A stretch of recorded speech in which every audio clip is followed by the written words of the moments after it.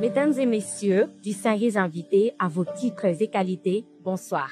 Soyez les bienvenus en cette soirée d'éloquence, où les mots se mêlent et créent une magie de la communication et nous transportent vers un monde où la poésie et l'émotion sont à notre disposition. Alors, le premier sujet sera donc l'entrepreneuriat social est-il l'avenir du développement durable? Alors, j'invite avec moi Madame Victorine Manzanda de UPC à venir ici sur scène, sur nos applaudissements s'il vous plaît. L'entrepreneuriat social est-il l'avenir du développement durable? Monsieur le président du jury, Messieurs les membres du jury, Mesdames, Mesdemoiselles et Messieurs à vos titres et qualités respectives, distingués invités, chers collègues participants, de prime abord, permettez-moi de vous adresser mes chaleureuses et cordiales salutations et de vous remercier de l'attention. Oh! Combien soutenu que vous allez réserver à mon exposé dans les thèmes évoqués si haut. Je ne voudrais pas entrer dans les vifs de mon exposé sans vous signaler que ces derniers reposent sur trois grandes articulations qui sont l'introduction, les développements et éventuellement la conclusion. Je sollicite anticipativement votre indulgence sur toute infirmité langagière qui pourrait s'inscrire tout au long de mon exposé par inadvertance. Dans la partie introductive de mon exposé, j'aimerais aborder l'aspect définitionnel du concept entrepreneuriat en général et entrepreneuriat social en particulier, et vous décrire quelques types d'entrepreneuriat existants. Pour votre gouverne, le terme entrepreneuriat désigne tout simplement l'action d'entreprendre, c'est-à-dire de mener à bien un projet ou une activité dont on est soi-même l'initiateur. Cela implique souvent la création d'une entreprise ou d'une activité pour atteindre un objectif ou à répondre à un besoin quelconque. Dans ces cas, l'entrepreneur est la personne qui porte ses projets, prenant de risques et utilisant sa créativité pour développer et faire croître son entreprise. Par contre, l'entrepreneuriat social est celui qui vise à résoudre des problématiques sociales ou environnementales tout en utilisant des méthodes économiques.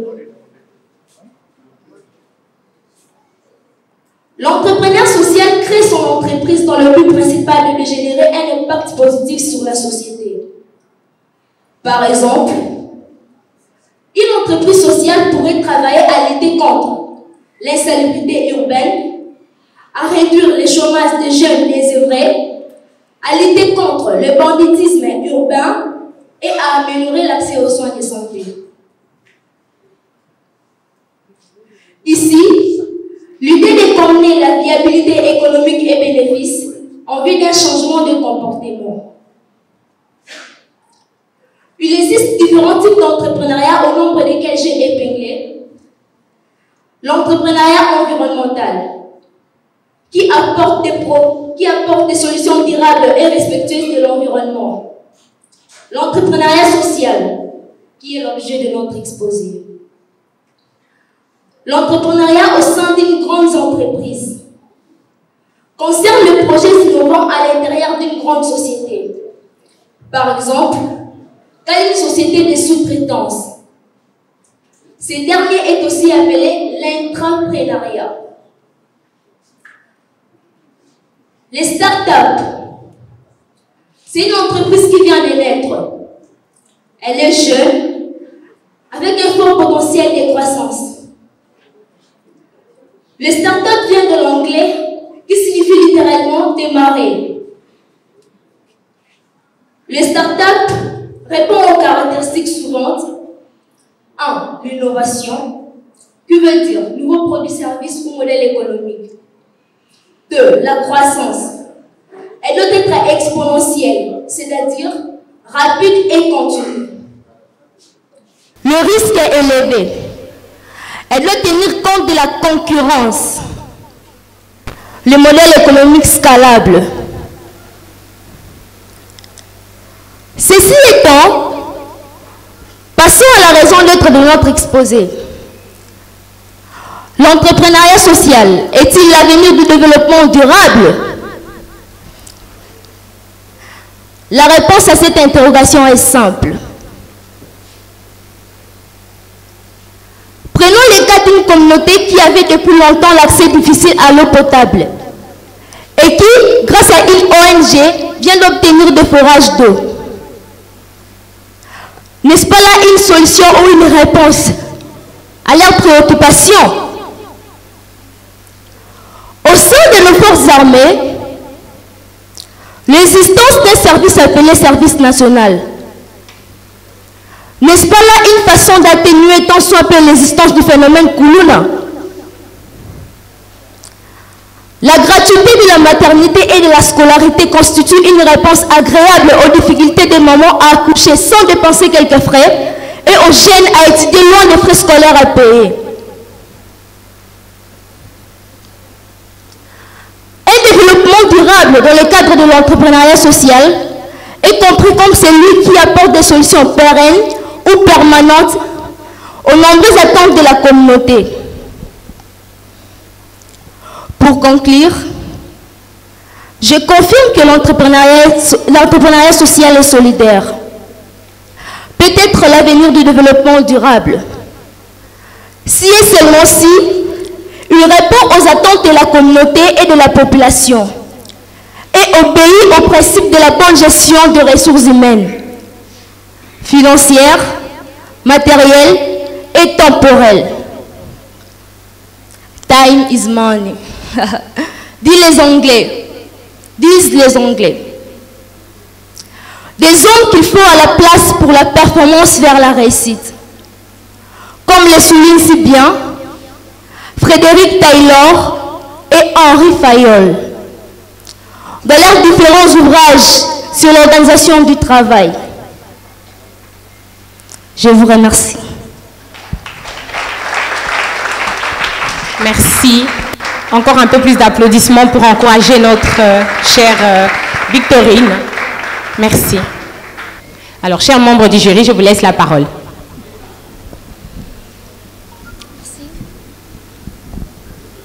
Alors, madame, votre nom, s'il vous plaît? Victorine Manzanza. Madame Victorine. D'accord. Alors, moi, j'ai deux petites questions. Mais avant tout, je voudrais revenir d'abord sur deux, trois petites remarques aussi. Vous vous êtes excusé par rapport à quoi, s'agissant de votre langage? Qu'est-ce que vous avez dit tout à l'heure? Pour toute infirmité langagière qui pourrait s'inscrire tout au long de mon exposé. Donc en fait, tu nous sers un plat, mais tu t'excuses déjà au cas où il y aurait un peu plus de sel. Oui. Ben c'est pas bon, il ne faut pas dire oui, ça se fait pas.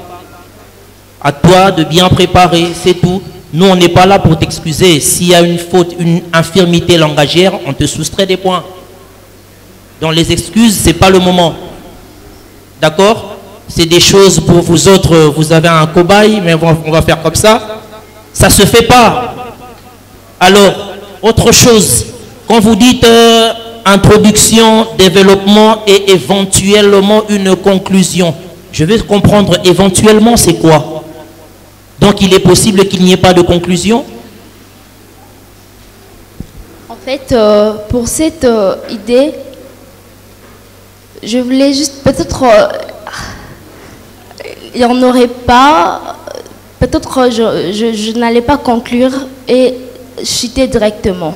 Donc en fait, tu nous avertis déjà qu'il est possible qu'il y ait une faille. Ça non plus, ça ne se fait pas. Autre chose, lorsque vous voulez faire votre discours, vous n'annoncez pas introduction, développement, conclusion. C'est à nous de sentir qu'on est passé de l'introduction au développement, ainsi de suite. Alors, je passe très rapidement à mes deux petites questions, peut-être même une seule.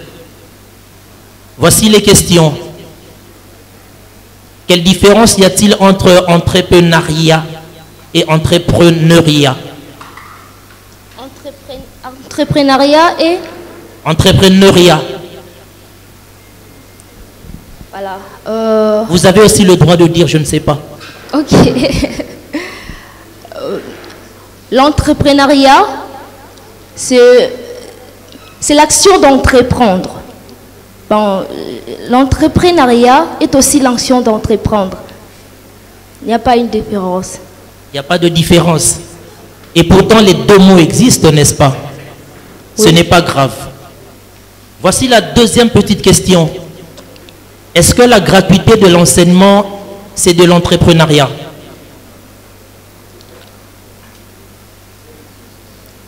Oui, c'est une entrepreneuriat social. Ça constitue une réponse durable aux difficultés de tout le monde. Alors, vous êtes en train de me dire qu'une action d'un gouvernement peut être de l'entrepreneuriat? Oui, gouvernemental, oui. Entrepreneuriat gouvernemental. Merci beaucoup.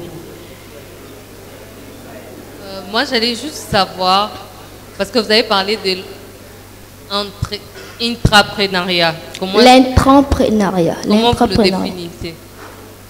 En fait, l'intrapreneuriat, je vais donner l'exemple. Une entreprise qui peut être une entreprise qui travaille, une société qui travaille à l'intérieur d'une grande société. C'est ce qu'on appelle l'intrapreneuriat. Est-ce que c'est ce que vous avez dit dans votre discours? Oui. Bonsoir. Bonsoir. Victoria, tu vas bien? Je vais bien, merci. Ok. J'ai une petite remarque, parce que comme l'a cité Pat le Gourou, alors, je disais que c'est un concours où on veut entendre les gens dire et dire bien. À un moment donné, tu as dit, parce que l'avantage de celui qui ne parle pas, il écoute plus, c'est plus une présentation d'un... En fait, dans ma tête, c'était plus une présentation d'un projet qu'un discours élaboré dans l'optique de me séduire. Quand tu dis au sein d'une grande entreprise, pourquoi grandes entreprises? Au sein d'une grande entreprise, pourquoi ce S et pourquoi cette liaison avec entreprise? Tu peux dire aussi que ta langue a fourché. Là, je ne sais pas. D'accord. Je reviens sur la remarque faite par Pat le Gourou. Introduction, développement, conclusion. Dans la réponse que tu donnais à la question de Pat, tu as dit il était éventuel que tu ne puisses pas conclure, mais que tu puisses chuter. Quelle est la différence entre conclure et chuter selon toi? Comme Pat l'a dit, tu peux dire je ne sais pas.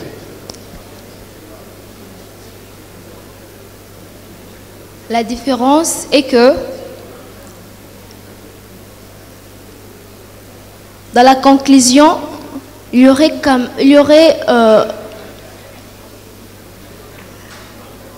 comment dirais-je? Les mots m'échappent en fait. Ce n'est pas grave. Je ne veux plus poser de questions, je veux faire une dernière remarque. C'est lié à la précision dans le langage. Parce que, au-delà de tout, on peut être un parfait baratineur, mais tellement bien baratiné que ce que l'on dit n'a pas de sens, mais séduit. Est-ce que vous pensez que votre discours, aujourd'hui, en ce moment, ce soir, a séduit le jury? Oui. D'accord, merci.